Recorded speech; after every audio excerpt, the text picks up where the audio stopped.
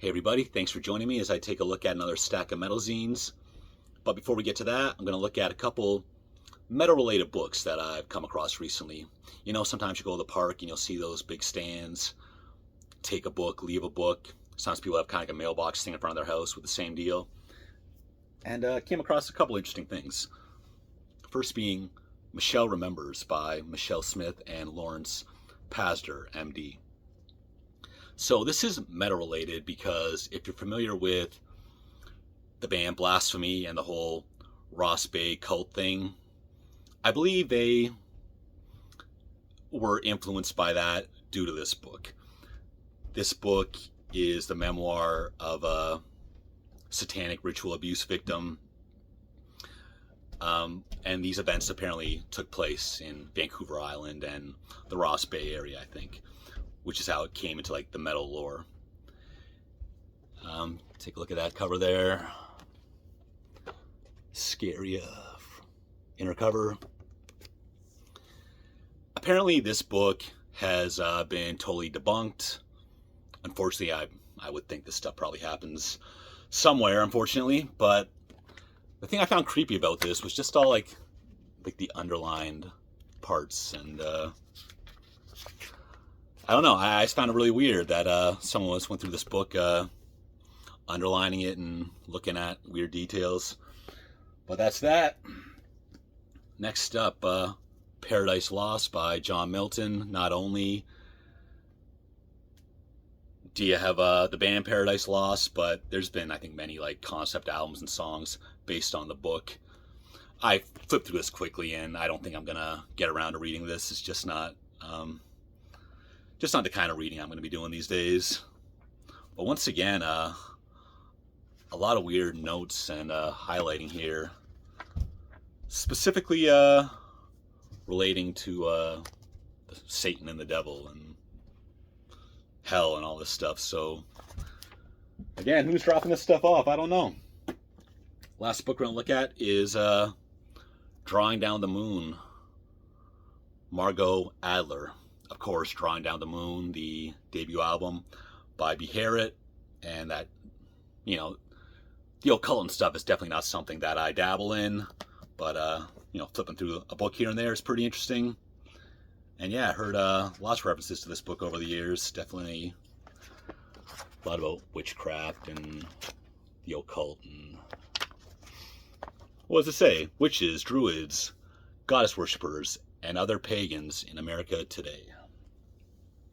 So let's get to the metal magazines. We're going to start off with my favorite, Metal Maniacs.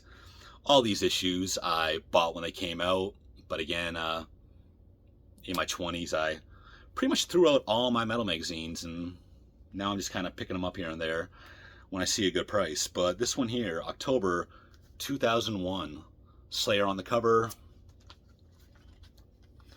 What's in here? Halford, Candaria, Catatonia around the time of Last Fair Deal Gone Down. That's definitely my favorite Catatonia album. What review was highlighted?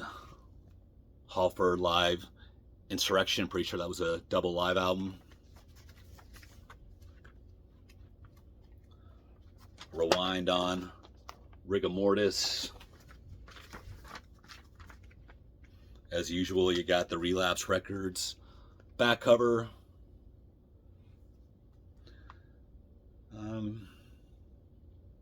6 Feet Under. Not a bad issue. This one was a lot better. This is January 1999. Meshuggah on the cover. That's Opeth around the time of My Arms, Your Hearse. And you know what? Going back to even before this album, just whenever you see Opeth in the metal magazines, way back then, they were regarded as like instant legends almost. Just nothing but praise across the board. Oh, there we go. There's a Columbia House ad there. Again, I don't know why people thought like Columbia House was a scam. I always thought it was a great deal.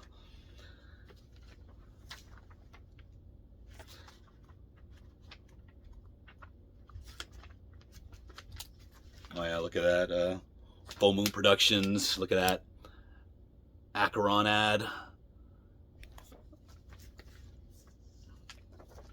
Maniacal Male.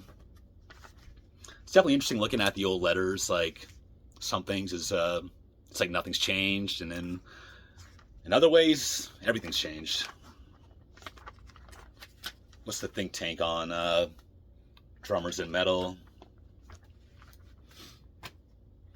I'm actually reading this one right now. This is the May 2002 issue of Metal Maniacs. King Diamond on the cover. That was for Abigail 2. Probably the worst album in King Diamond's discography, if you ask me. Chuck Schuldiner, just after he died, a pretty lengthy retrospective on him. Reader's Top 20 of 2001. What were the top 3 albums? Slayer, Dimmu Borgir, and the #1 spot, Prometheus by Emperor.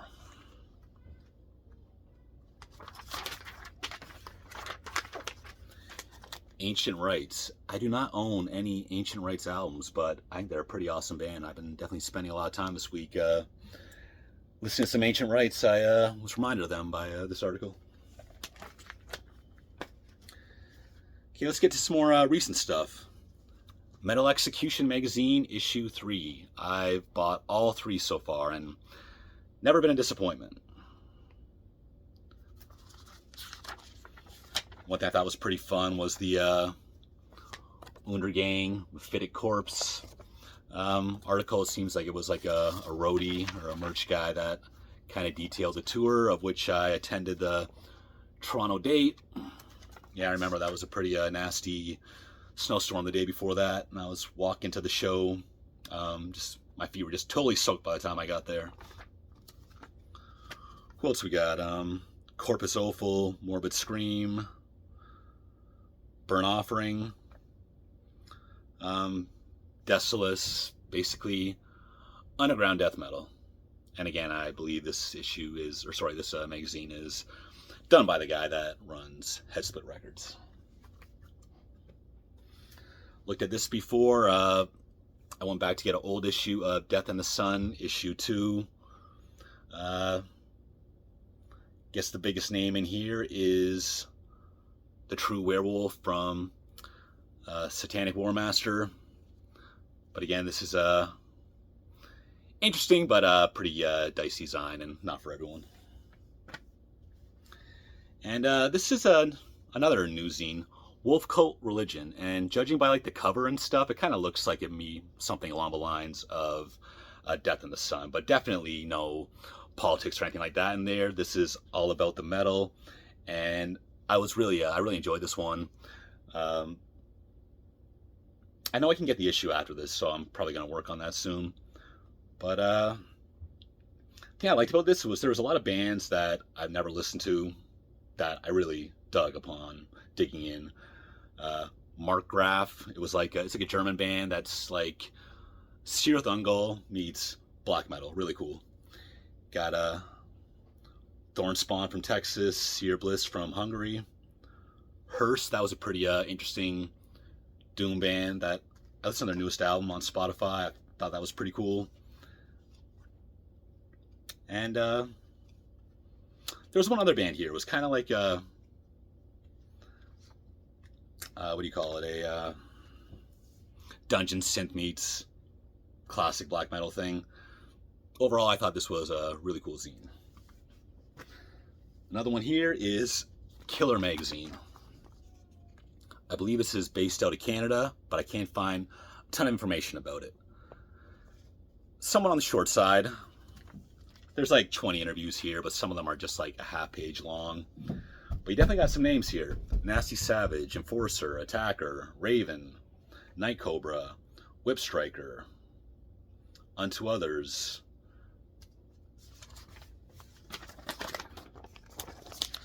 But yeah, I'm hoping I can find like an address for this so I can, you know, it's a Canadian magazine, so maybe I can get it for cheaper if I order it directly. I haven't found out how yet. Let's get back to another bigger magazine, Fistful of Metal. At my local bookstore, this is basically the only decent metal magazine you can get anymore. I think I've stated this a couple times, like Decibel Magazine, at least like, like here in the Toronto area. I don't see it on newsstands anywhere, and I haven't subscribed for a couple years. Don't know what's up with that. But Fistful of Metal. I see it all the time, but look at that. I mean, over $21 for a magazine, pretty pricey, but I saw this one here, and that King Diamond cover definitely grabbed my attention. And the article that comes with it, because the thing about Fistful of Metal is even though you have articles on, current bands and bigger bands such as Ghost, the articles on the older bands are always quite lengthy and in-depth. So where's that King Diamond article?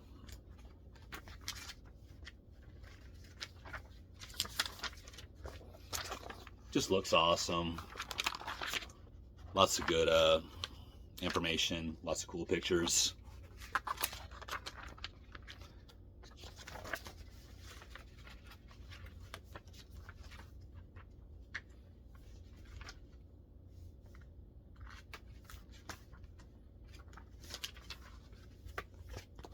In-depth Black Sabbath article. What else we got here? Everything from Rivers of Nile, At the Gates, and Epica to Cancer, Halloween, Onslaught, and stuff like that. Manowar, Catatonia, all over the place. This magazine is out of the UK, and again, a little pricey, but it's fun when I get my hands on a copy. And that goes for Metal Legion, a magazine out of Portugal. And this is probably the most professional looking metal magazine out there. Definitely loaded with content. It's very European. A lot of, I consider myself pretty, knowledgeable on what's going out there in metal, but just a lot of ads and articles and reviews of bands I've never even heard the name of. So again, much more focused on the European scene. I must be kind of coming at things from more of a North American perspective. But this was 2019, around the time of the Possessed comeback album, Campfire, Nocturnus AD. I'd say definitely it's like half the magazine is bands that I'm not too interested in, but good way to learn about new stuff. My biggest gripe with Metal Legion is the reviews. The review section is way too big and way too generous. I feel like half the albums get an 8.5 out of 10.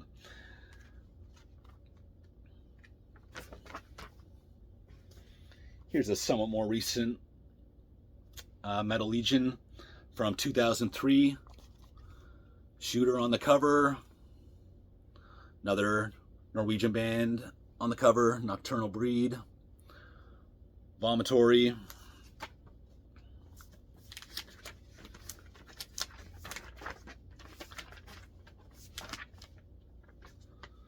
Yeah, they seem to have some articles and columns by, what's his name again? Pedro Almeida. Definitely someone I've never spoken with, but I do follow his YouTube channel, and I've seen that guy at a million shows around Toronto.